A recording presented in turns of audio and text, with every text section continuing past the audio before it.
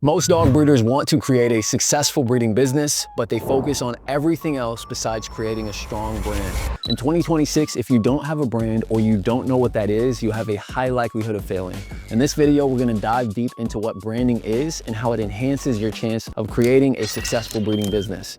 Before we dive in, my name's Austin Shanks.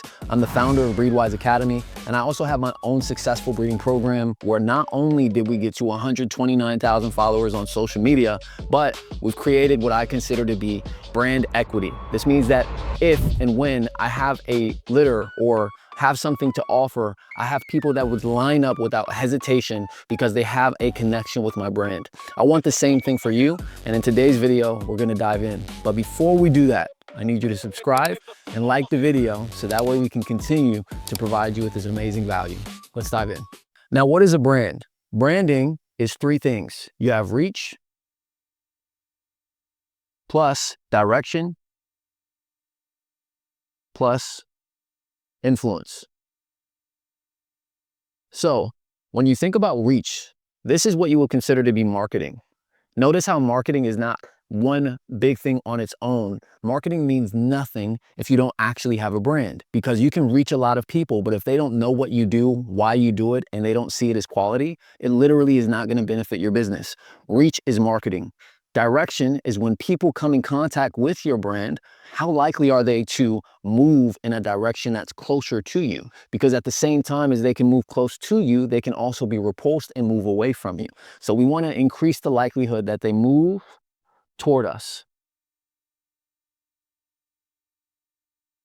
And then influence is after a while, after you have touch points, which I consider to be the amount of time somebody comes in contact with your brand, how likely are they to be influenced to buy from you or comply, right? How likely are they going to be influenced to work with you or comply with something that you say, meaning that they follow the suggestions you have? This is a brand. Now, what's interesting about branding is that it's essentially brand associations. Now, what does that mean? If I am creating a breeding brand, I have specific things that I need to pair with my program that will create a specific relationship with my clients. Because we're creating a brand on social media, we create parasocial relationships. This means that the other person on the other side of the screen is building a relationship the more that they watch your content and see what you do. So I want to make sure if I'm building relationships with individuals who have not yet met me, I create positive brand associations. For a lot of breeders, they think it's surface level as, okay, family, or just the dogs that they have, and they post randomly. You need to be extremely intentional with this, because this is going to create the likelihood that you influence the person who's watching you. Now, what does that mean? Brand associations are essentially the pillars. I believe anyone who is doing a business or creating a brand, we all have our own things that make us unique. I'll give you an example. I believe that I speak well, and I love learning, and I love teaching.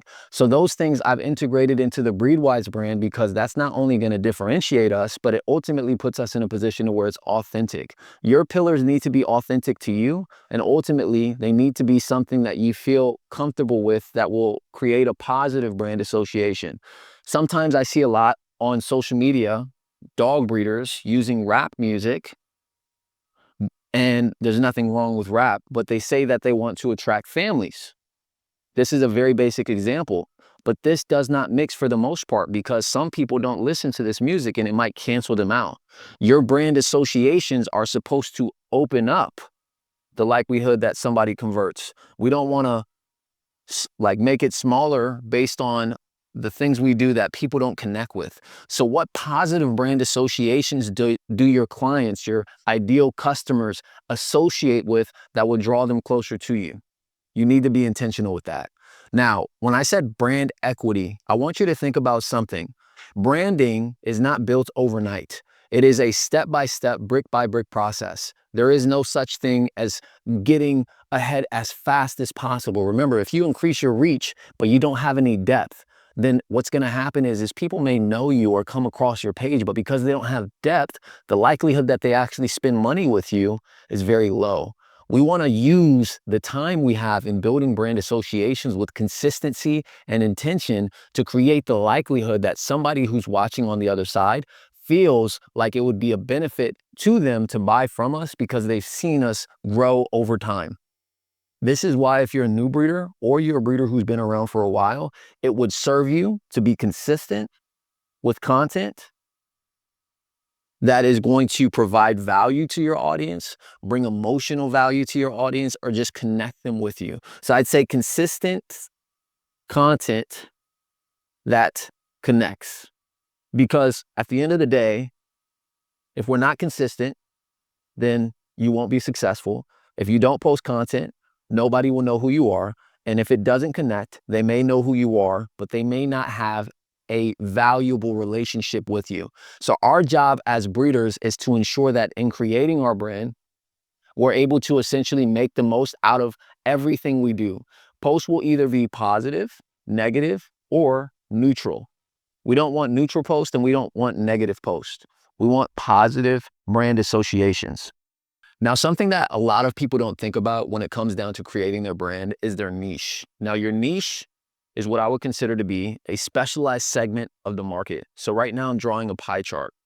Think about it like this. You have your specific breed, and this is your share of the market. It may seem small, but if you own 100% of this sliver and you're able to differentiate yourself in the market based on what you do, that means you have a lot of market share because people who are looking for what you provide specifically in your segment are only going to look at you as an option. This is why brand pillars are important and the purpose you have for your program is important because your niche is going to be your lane. So if we say, hey, look, I breed X breed, I'll give you an example as a brand. Let's say, for instance, you're breeding Yorkies. Your Yorkies are companion animals and they're small. We'll say teacup Yorkies. And you have a demographic that you want to buy your dogs. Let's say middle-aged women who live at home and they're stay at home, but they need a companion that's a small dog that is, aesthetically pleasing to them. Well, if I know that that's my customer profile and who I'm trying to serve, well, one, I have my breed, I have the Yorkie, I have the demographic, which means I have the ICP, the ideal customer profile. I have the purpose that they serve, which is them being in a emotional support or just a companion animal. And think about it like this. Although there's other Yorkie breeders out there, the deeper I can get in terms of my pillars, my purpose, and my niche, that means I will have my own lane. I will be differentiated. This is the way that you get to a point with your program where you're able to charge higher prices because of the fact that you are able to differentiate yourself. If you look like everybody else, if your brand is like everybody else's, then guess what? Your price will obviously be competing at market efficiency, which means that you're charging what everybody else is charging. So my goal for you in creating your brand is that you understand the pillars and the things that make a strong foundation for creating a successful breeding business. And I believe branding is paramount. I hope this video is valuable for you and insightful. If this is information you know you need to get to the next level, what I would like to do is offer you a free strategy session where we're able to personalize this advice for you specifically. All you have to do is click the link below, book a call, and I hope to see you soon.